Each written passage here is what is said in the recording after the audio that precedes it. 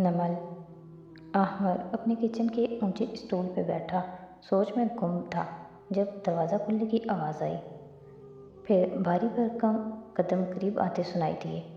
क्यों बुलाया है? फारिस बेनियाजी से पूछता साथ वाले स्टूल पे बैठा, कोहनियाँ काउंटर पे रख ली और गर्दन मोड़कर उसे देखने लगा, जो आंखें छोटी करके सामने किसी गैर मरई नुक्ते को देख रहा था। ए हेलो, फारिस ने उसके चेहरे के आगे चुटकी बजाई। वो चौंका नहीं, बस आहिस्ता से गर्दन मोड़कर उसे देखा। आज चेहरी गया था किसी काम से, मैडम जुमर से मुलाकात हुई। फिर फारिस ने चौंक कर उसे देखा। वो सामने देख रहा था। यार, हमने एक लड़की को इस्तेमाल करके जेल तोड़नी चाहिए, लानत है हमारे ऊपर। वो पहले कदरे हैरान हुआ, फिर नागवारी से लब भींच लिए, चेहरा मोड़कर सामने देखने लगा। ये किस्सा क्यों दोहरा रहे हो? हमने एक लड़की को इस्तेमाल किया यार, वो सख्त पुरमलाल था। एक मिनट, मैंने नहीं, मैंने तुम्हें दूसरे वकील के लिए पैगाम दिया था। ये तुम्हारी गलती है। खफगी से उसने बात काटी। और फिर तुमने क्या किया? वो भी उतनी ही दुरुस्ती से उसका चेहरा देखते हुए बोला, तुमने मेरी गलती को ठीक किया। मुझे एक दफ़ा भी कहा कि जाकर उसको सब बता देते हैं। तुम्हें पता था कि ऐसी मुखबरी पे कार्रवाई के बाद अगर हम फरार हो गए तो उसके साथ क्या होगा, मगर तुमने सब कुछ चलने दिया। ऐसे जाहिर मत करो जैसे तुमने कुछ नहीं किया। वो बरहम हुआ, मगर मैं उसका कुछ नहीं लगता था। गाजी, तुम्हें कम से कम तुम्हें प्लान जारी नहीं रखना चाहिए था, और फिर बाद में तुम्हें उससे माफ़ी भी मांगनी चाहिए थी। वो कत्ल तुमने नहीं किए होंगे, तुम बेकसूर होगे, मगर इसका मतलब ये नहीं है कि तुम ज़िंदगी में हर मामले में बेकसूर हो। तुमने वाकई उसको इस्तेमाल करने की कोशिश की, संजीदगी से वो कह रहा था। फारिस तन्ने आबरू के साथ चेहरा मोड़े सामने देख रहा था। चंद पल एक शदीद तनाव की कैफियत में खामोश गुजरे, फिर वो उसी खफकी से बोला, मैं क्यों माफ़ी मांगता? मैंने उस पर गोली नहीं चलाई थी। अहमद ने फ़ौरन इस्बात में सर हिलाया। बिल्कुल, तुमने उस पर गोली नहीं चलाई, तुमने उसका दिल तोड़ा है। मुझसे पूछो तो ये ज़्यादा बड़ा गुनाह है। मलमाती अंदाज में कहकर वो उठ गया और घूमकर लाउंज की सिमत आया और मेज़ पे रखा मोबाइल उठाकर बटन दबाने लगा। चंद लम्हे उस इजहार लाताल्लुकी की नज़र हो गए। फारिस भी अभी तक उसी ऊंचे स्टूल पे बैठा खफकी से सामने देख रहा था। आमर उसकी पुश्त पे था। जब वो मज़ीद कुछ न बोला तो फारिस ने गहरी सांस ली। मुझे पता है, मैंने उसे इस्तेमाल करने की कोशिश की, मैं खुदगर्ज हो गया था। फिर वो गोया उकता कर पीछे घूमा। मैं 2.5 साल से जेल में बंद था, मेरे पास कोई दूसरा रास्ता ओ प्लीज़, कोई वजाहत मत देना। किसी का दिल तोड़ने की कोई वजाहत नहीं होती। मोबाइल जेल में रखते अहमद ने चाबियों का गुच्छा उठाया और राहदारी की सिमत बढ़ गया। अगर तुम्हें खुद जाना था तो क्यों बुलाया मुझे? उसने बेजारी से पुकारा। ये बताने के लिए कि मैं आज के बाद चुड़ैल को चुड़ैल नहीं कहूँगा। दरअसल आज मुझे अंदाज़ा हुआ कि वो इतनी बुरी नहीं है जितनी कोर्ट में मुझे लगा करती थी। और हाँ, दरवाज़ा खोलते खोलते वो रुका, मुड़कर संजीदगी से दूर बैठे फारिस को देखा। मेरा ख्याल है वो जो तुम्हारे साथ कर रही है तुम वो डिज़र्व करते हो। फिर अलविदाई अंदाज में हाथ हिलाया और बाहर निकलकर दरवाज़ा बंद कर दिया। बदतमीज़, पहले से ख़राब मूड स्टेफनी ने मज़ीद ख़राब कर दिया था। वो स्टूल धकेलता खुद भी जाने के लिए उठा और तभी था जब नुसरत का फ़ोन आया। मैंने जुमर को कॉल की थी, उसने बताया वो ऑफिस में है। तुम दोनों यूँ करो, दोपहर में हमारी तरफ आ जाओ। साथ ही सुबह कहकर गया था कि शाम को रेस्टोरेंट को कस्टमर्स के लिए बंद करके बारबेक्यू करेंगे। रात को हाशिम ने खाने पे बुलाया है। मैंने जुमर से बात कर ली है, वो कह रही है हाशिम से माजरत कर लेंगे, तुम भी आ जाओ। और नुसरत उजलत में फ़ोन काट गई। फारिस ने बेजारी से मोबाइल को तका। अगर हाशिम से मदद करनी ही थी तो मेरे सामने हाँ करने की क्या ज़रूरत थी? बेहद बुरे मूड में वो वहाँ से निकला था। छोटे बगीचे वाले घर के लाउंज को कूलर ने ठंडक बख्श रखी थी। खाने के बर्तन उठाए जा चुके थे। नुसरत खुशी खुशी जुमर को कुछ बता रही थी, जो सोफे पे बैठी नरमी से मुस्कुराती उनको देख रही थी। हन्ना करीब में पैर ऊपर करके बैठी डाइजेस्ट पढ़ते हुए नाखून चबा रही थी। فارس کو دیکھو، آیا ہی نہیں، کب سے فون کیا تھا اسے؟ ندرت نے گھڑی دیکھتے ہوئے قدرے خفگی سے کہا۔ زمر بدقت مسکرا پائی۔ سعدی کب آئے گا؟ موضوع تبدیل کیا۔ پتہ نہیں، آج کسی کام سے گیا تھا، شاید دیر ہو جائے۔ اور عین اسی وقت بیرونی دروازہ کھلنے کی آواز آئی۔ ان تینوں نے بے اختیار اس طرف دیکھا۔ وہ شاید تیزی سے اندر آیا تھا، اس لیے اگلے ہی لمحے راہداری عبور کر کے چوکھٹ پہ آن رکا۔ کوٹ پہنا ہوا تھا مگر ٹائی ڈھیلی تھی، بال قدرے بکھر چکے تھے اور دھوپ کی تمازت سے چہرہ تمتمایا ہوا لگ رہا تھا۔ ماتھے پہ پسینہ بھی تھا مگر یہ اس کا حلیہ نہیں، کچھ اور تھا جس کے باعث وہ سب اس کو دیکھنے لگے۔ جارحانہ انداز اور آنکھوں میں دبا غصہ۔ زمر کو دیکھ کر وہ چوکھٹ پہ تھما، سرخ وسیلی آنکھوں سے حنا کو دیکھا، گردن ترچھی کر کے اشارہ کیا۔ بات سنو میری۔ نہ سلام نہ کچھ۔ حنین کے رسالہ پکڑے ہاتھ نم ہونے لگے، چہرہ بے رنگ ہوا۔ بھائی کو پتہ چل گیا۔ حنا 1.5 برس کی محنت کے بعد بھی اپنا اعتبار کھونے سے نہیں بچا سکی۔ سب غارت گیا، اس کا دل ڈوبنے لگا۔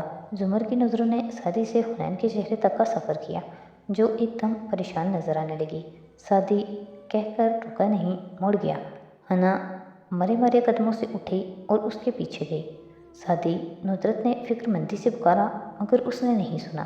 وہ کمرے میں آیا اور کوٹ اتار کر کرسی پہ ڈالا اور پلٹا تو حنا انگلیاں مروڑتی اس کے سامنے کھڑی تھی۔ سعدی نے دروازہ پاؤں سے دھکیل کر بند کیا اور اس کی جانب گھوما۔ دروازہ چوکھٹ سے ابھی 4 انچ دور تھا جب باہر زمر نے ہینڈل تھام لیا۔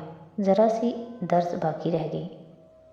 تمہارے آخری پیپر میں جو لا اسکول میں تھا، کیا ہوا تھا؟ ہاں، کیا ہوا تھا؟ وہ تیش سے اسے گھورتے ہوئے 2 قدم مزید آگے آیا۔ حنا نے ڈرتے ڈرتے پلکیں اٹھائیں۔ آپ کو کس نے بتایا؟ حنین، میں نے تمہیں رکھ کر تھپڑ مارنا ہے اگر تم نے مجھے سیدھی طرح پوری بات نہ بتائی۔ تم چیٹنگ کرتے پکڑی گئی تھی اور تم نے ہاشم کو بلایا تھا۔ ہاں؟ حنین کی سعدی کا چہرہ تکتی آنکھیں نم ہوئیں، ذرا سا اثبات میں سر ہلایا۔ سعدی کے قدموں تلے زمین سرکنے لگی۔ ہاشم صحیح کہہ رہا تھا، اس کے کان سرخ ہوئے۔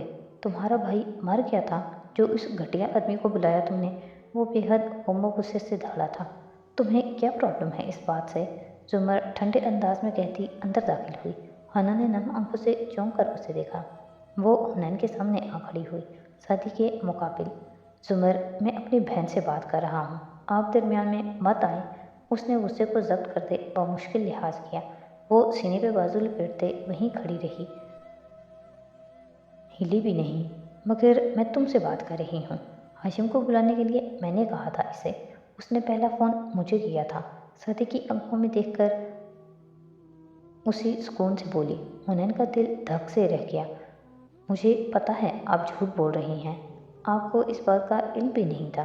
اور اتنے ہی غصے سے بولا، شاید تم بھول گئے ہو میں تم سے 8 سال بڑی ہوں، اس لیے پہلی بات مجھ سے ذرا تمیز سے بات کرو۔ دوسرا یہ کہ مجھے تم سے جھوٹ بولنے کی ضرورت نہیں ہے، میرا فون ریکارڈ چیک کر لو بے شک۔ سعدی کے تنے کندھے قدرے ڈھیلے پڑے مگر غصہ بھری آنکھوں میں شکوک و شبہات لیے وہ زمر کو دیکھتا رہا۔ اچھا، اگر آپ کو یہ بات پتہ تھی تو کیا نام ہے اس وکیل کا جو اس لا کالج کا منتظم ہے اور جس سے ہاشم نے بات کر کے اس کو وسیلی نظر حنین پہ ڈالی، اس مسئلے سے نکلوایا تھا؟ راجہ عبدالباسط، ممبر ہائی کورٹ بار۔ کیا گھر کا ایڈریس بھی دوں ان کا؟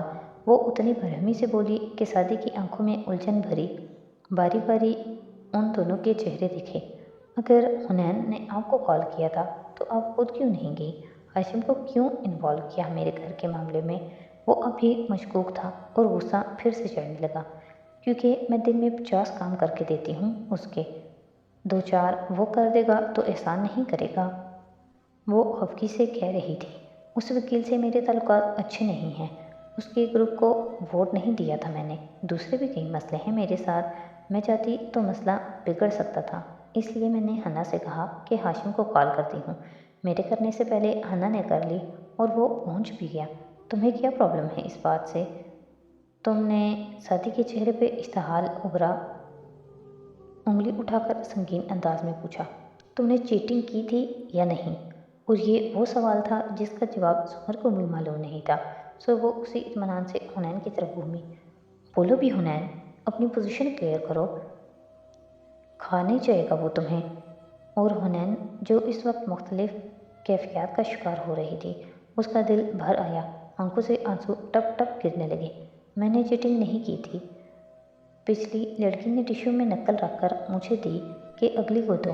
وہ ٹیشو میرا نہیں تھا، نہ میں نے کچھ پڑھا اس میں نے تو صرف ٹیشو پاس کیا تھا۔ ممتحن نے مجھے دیکھا اور دوسروں کو نہیں، بس مجھے اٹھایا اور پھر وہ سارا واقعہ واضح واضح بتانے لگی۔ تمہیں پتہ تھا اس ٹیشو میں کیا لکھا ہے؟ وہ سختی سے پوچھ رہا تھا، اور ایک یہی نقطہ تھا جہاں پہنچ کر پچھلے 2 ہفتے سے حنین کا دل ڈوبتا تھا۔ مجھے پتہ تھا مگر، اور سعدی نے بیزاری سے سر جھلایا، تمہیں پتہ تھا اور پھر بھی تم نے ٹیشو آگے پاس کیا، تم نے ان کی اعانت کی، تم ان کی چیٹنگ میں شریک بنی۔ نفی میں سر ہلاتے اس نے غصے اور صدمے سے حنا کو دیکھا، جس کے آنسو مزید تیز گرنے لگے تھے۔ تم نے مجھ سے وعدہ کیا تھا حنین۔ اچھا اگر تم اس کی جگہ ہوتے تو کیا کرتے؟ زمر نے اس کی توجہ حنین سے ہٹائی۔ میں اسی وقت کھڑا ہو کر وہ ٹیشو ممتحن کے حوالے کر دیتا۔ اعانت جرم کرنے کے برابر ہے۔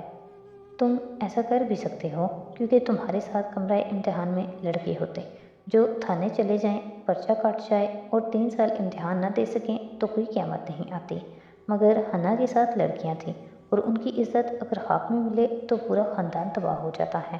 ساتھی، کیا یہ ان 2 لڑکیوں کو ایک غلطی کی اتنی بڑی سزا دیتی؟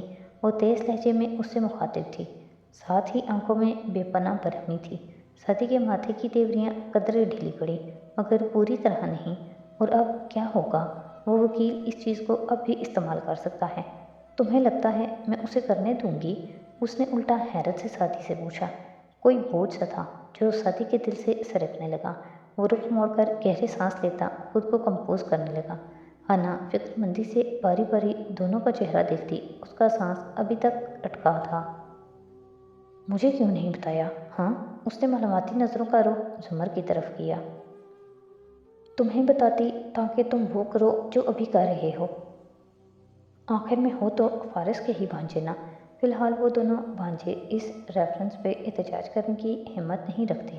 وہ اسی تیز برہم انداز میں بولتی گئی۔ اور تم کیا کر لیتے وہاں آ کر سوائے مسئلہ بڑھانے کے؟ میں نے وہی کیا جو مجھے ٹھیک لگا۔ حنا نے بھی وہی کیا جو اسے ٹھیک لگا۔ زیادہ اسمارٹ بننے کی ضرورت نہیں ہے۔